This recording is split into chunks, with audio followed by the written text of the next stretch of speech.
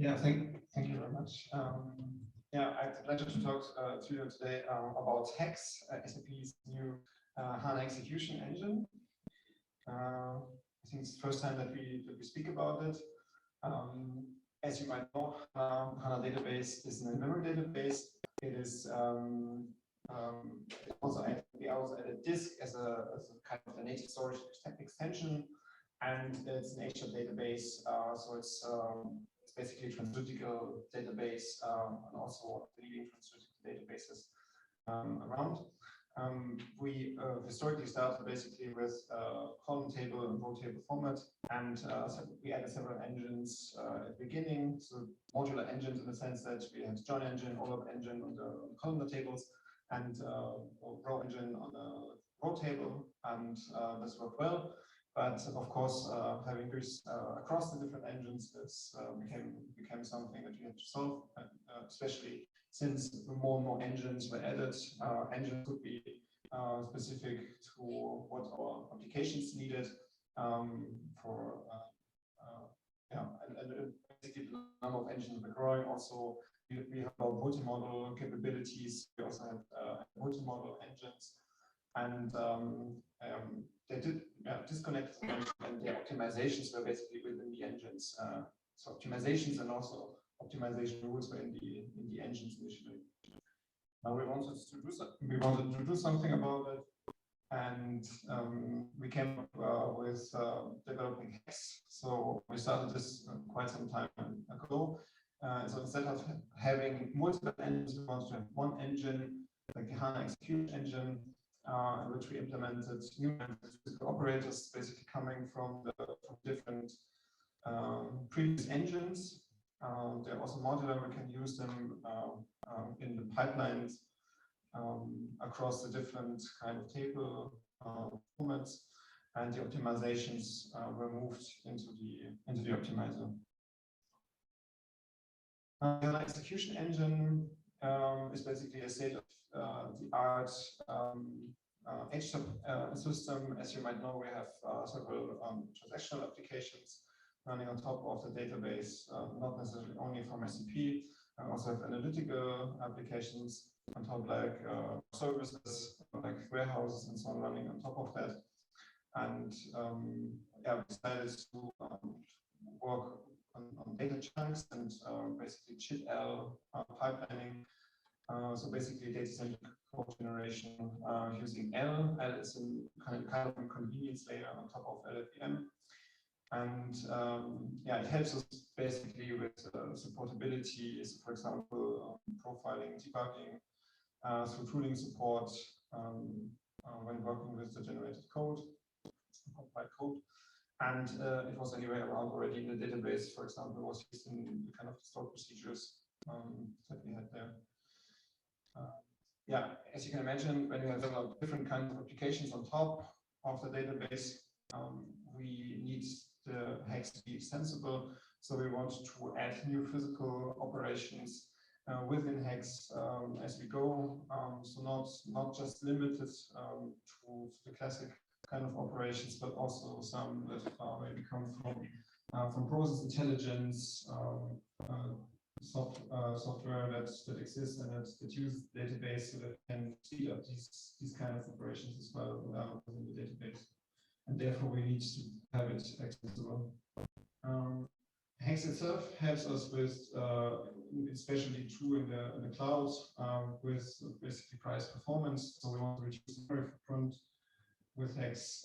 We get this through pipelining and streaming. But also we can imagine that having different several engines that needs to materialize intermediate results between engines also doesn't help with the memory, and this basically goes away with HEX. With this we get more CPU efficient, and while doing the rework basically from multiple engines into one engine, we need to make sure that the performance stays the same or better, hopefully better than basically with the multiple engines we did before, while we were working on the live systems basically. HEX itself, yeah, we also added, of course, distributed query processing as possible with HEX, and we also have added intra pipeline parallelism. Now, in practice, we found that the OLTP queries work quite well.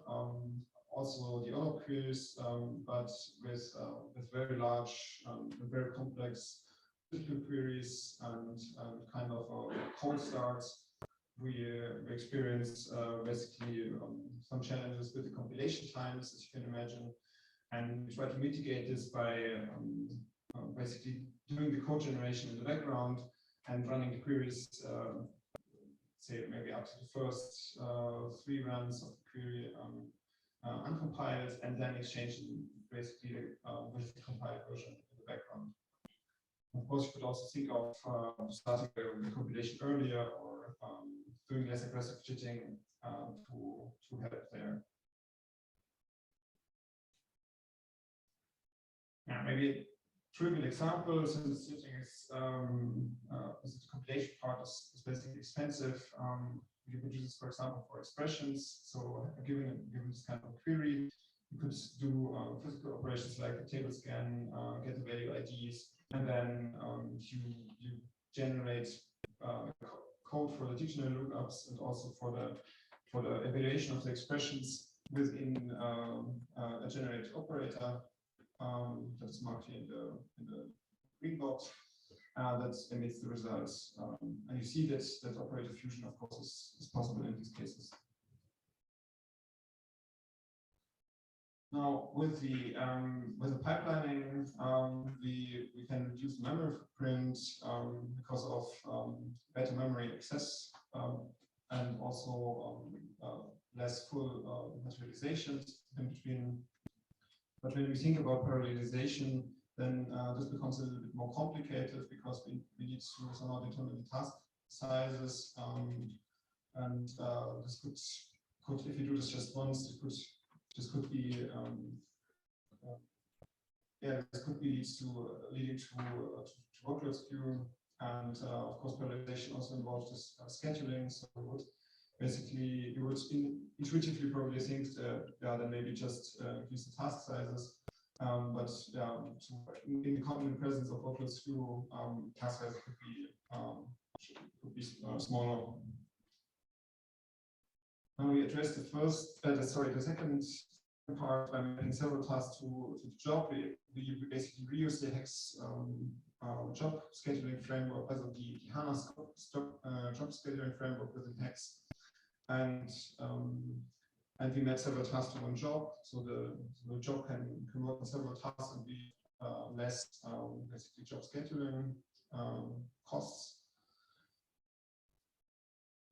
And the second part, basically for that, during a sampling phase, we find out whether parallelization is needed, and if it's needed, we try to estimate the task size.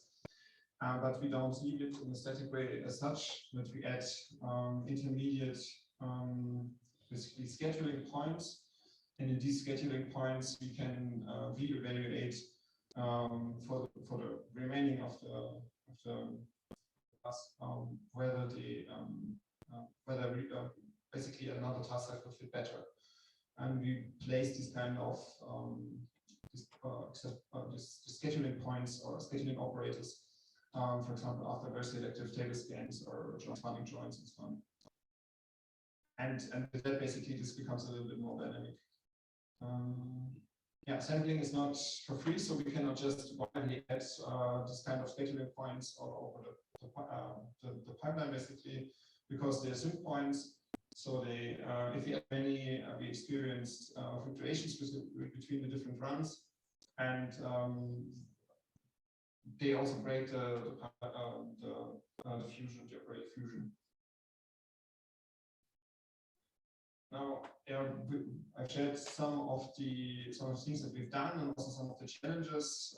Maybe one of the biggest overarching challenges is to have several running systems to the cloud and also on-premise, and basically in-flight exchanging the old engines with one engine without any disruptions. So neither functional nor performance-wise. But yeah, challenges on one side, we have also opportunities that we see. So we have a state-of-the-art compiled pipeline engine with extensible architecture. And you probably also know that we have one of the leading multimodal data platforms. We have a lot of multimodal engines that that we also over time add to Hex. You can also add, for example, there's support for nested file formats and so on in the future. So at this point, I mean, all of this would not have been necessarily possible, of course, without the support of academic and industrial collaboration partners. So big thanks to our partners as part of the SAP HANA Research Campus. And yeah, we have already heard very excellent keynotes in the morning and excellent presentations before. We have a great program here. Like part two of the talks you will hear during CIDR this year, especially so data pipes will be presented tomorrow, and one talk on Wednesday about asynchronous hardware data processing service that would have fit nicely, I guess, to the keynotes in the morning. So I hope you remember some of that until Wednesday and join the talk there. So if you're interested in Hex, we also recently started a blog on Hex. I think the slides will be shared, so we can have a look and read some of the things that, reread some of the things that I talked about. There will be further posts coming, which you can inform yourself about our execution engine. Thank you very much.